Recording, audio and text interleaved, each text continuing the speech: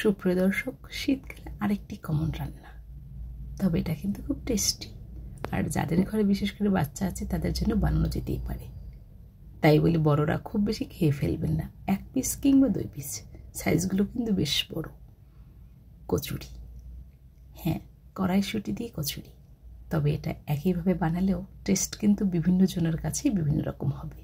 চলুন তাহলে একদম প্রথম থেকে শেষ পর্যন্ত দেখব। আদা আর কাঁচা লঙ্কা পেস্ট করে নিয়েছি, এটাকে আলাদা করেছি, তার কারণটা আমি পরে বলছি। এদিকে মটরশুঁটিগুলো খুলে রেখেছি, আগে খোসা অবস্থায় ধুয়ে নিলাম, তারপরে ভিতরের দানাগুলোকে বের করে নিয়েছি। আর এটা একদম ভালো করে পেস্ট করতে হবে যাতে ভিতরে কোনো শক্ত অংশ না থাকে। এখানে আমি প্রায় 700-800 গ্রাম পরিমাণ ময়দা দিয়ে দিয়েছি, সাথে দেব 100 গ্রাম পরিমাণ সুজি। এখানে কম বেশি হতে পারে, পরিমাণে যার যতটুকু দরকার সেটা দিতে পারেন। সেই সাথে দিয়ে দিয়েছি আমি এখানে 1 চামচ নুন আর 1 চামচ চিনি, ছোটো 4 চামচের। এরপর এখানে 2 চামচ ঘি দিয়েছি, 4 চামচের 2 চামচ পরিমাণ। এখানে কিন্তু আমরা সাদা তেলও ব্যবহার করে থাকি কখনো কখনো। আজকে যেহেতু একটু গেস্ট খাবে তাই জন্য একটু আলাদাভাবে বানাচ্ছি। এরপরে ভালো করে চটকে শুকনো অবস্থায় মেখে নিতে হবে, আর তারপরে অল্প অল্প জল দিয়ে ময়ামটাকে ঠিক করে নিতে হবে। প্রথম অবস্থায় অল্প অল্প জল ঢালতে থাকবো। হাতে মাখানোর পরে যখন মোটামুটি লুচি রুটি পরোটা একই রকম ব্যাটার হবে, এর পরিমাণটা বুঝে 1 কাপ পরিমাণ আমি এখানে জল দিয়ে দিয়েছি। তবে আরও একটু প্রয়োজন হবে, সেটা দিয়ে ভালো করে এভাবে গোল করে রেখে দিয়েছি। আর অবশ্যই সেই যে ঘির পাত্রটা ছিল তার মধ্যে রেখে উপর থেকে একটু ব্রাশ করে দিয়ে ঢাকনা দিয়ে ঢেকে রাখলাম আধা ঘন্টার মতো করে। এদিকে একটা পাত্রে সামান্য তেল দিলাম, একটু হিং ফোড়ন দিয়েছি, সাথে দিলাম কালো জিরে। এবার আদা আর কাঁচা লঙ্কাটাকে প্রথমে দিয়ে প্রায় মিনিটখানে কষিয়ে নেব, তাতে কাঁচা গন্ধটা বেরিয়ে যাবে। তারপরে দিয়ে দিয়েছি 1 চামচ পরিমাণ এখানে চিনি আর অল্প নুন।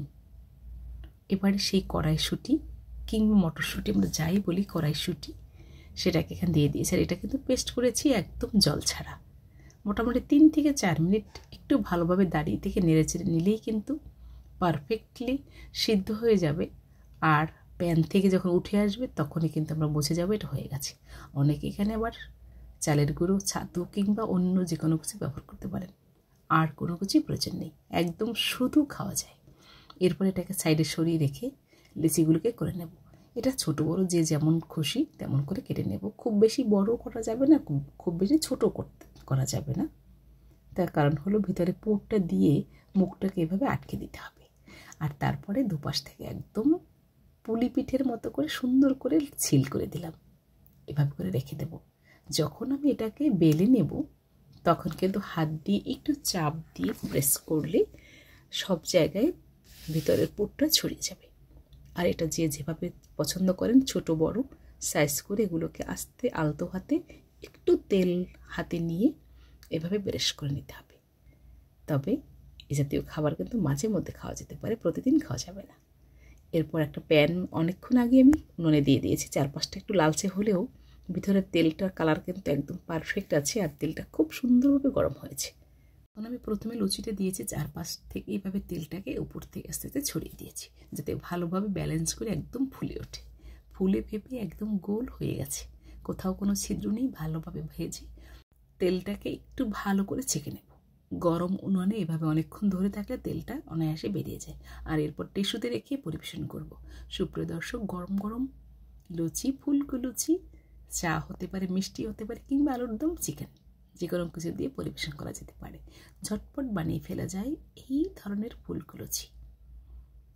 যদি আজকের এই রেসিপিটা আপনাদের ভালো লাগে মতামত জানাতে পারেন আর বানিয়ে খেতে পারেন। শীত কিন্তু প্রায় শেষ, এরপর কড়াইশুঁটির প্রচুর দাম থাকবে। এখন বাজারে দামও রয়েছে কম, খেতেও সুস্বাদু। একদম নতুন রাঁধুনিদের জন্য ঝটপট এভাবে ভিডিওটা দেখে একদম পুরো বর্ণনা করা রয়েছে, কতটুকু কী দিতে হবে। বানিয়ে ফেলুন আর কবজির বিয়ে খান। আবারও দেখা হবে নতুন কোনো ভিডিও নিয়ে। সবাই ভালো থাকুন।